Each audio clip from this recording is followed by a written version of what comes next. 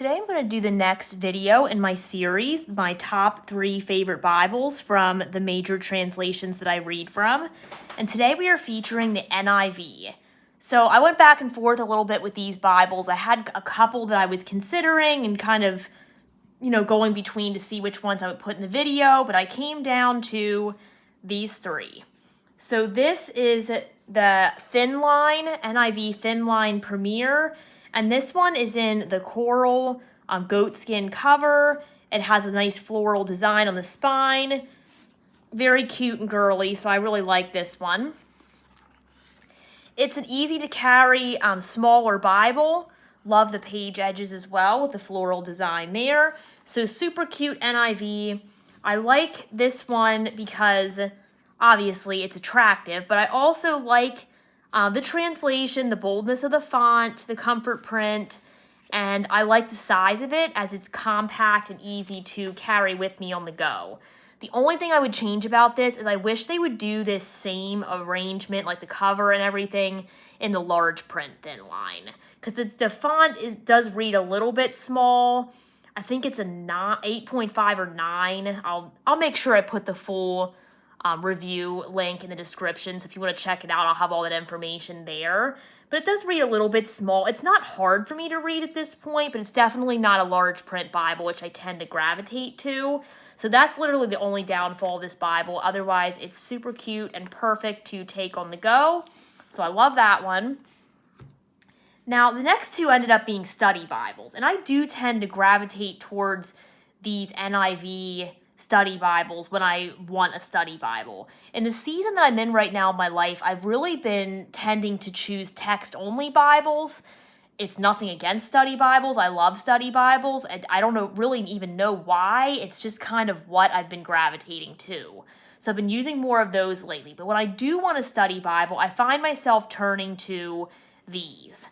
So this is the NIV Quest study Bible. I like the layout in this one. It's unique in that the study notes are in a question and answer format. So I really like that. And a lot of times as I'm reading, like I'll have a question and then it'll be here and have the answer. This is also available, I believe, in a large print. I think I reviewed that before and I gave it to a family member. So it's available in a large print. I think this is a 9 or 9.5 and the large print was a 10 or 10.5, and I think there might be a compact version as well. Don't quote me on that, but I kind of think I saw that before. So I love that just because it's unique, and I like the way it's laid out. I like that question and answer format. So it is one that I keep coming back to again and again, which is why I included it on my list today. The next one that I have here is the NIV Cultural Background Study Bible. This is another one that I absolutely love and that I go back to all the time. So there's just a lot of study notes in here. It's just a lot of information. And I like, when I'm going in a study Bible, reading in a study Bible, I like one that you can get lost in for several hours and just be studying and enjoying and have all these different articles and visuals and maps and notes.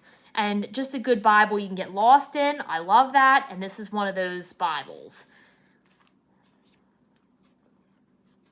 The study notes also give you a lot of background about the culture of the people from the Bible and, where they were living, and more information about how they lived and how it connects to the Bible. So that's really helpful as well. We bring to the Bible our limited knowledge about the world. We're coming, let me think how I want to say this. I'm not saying it right.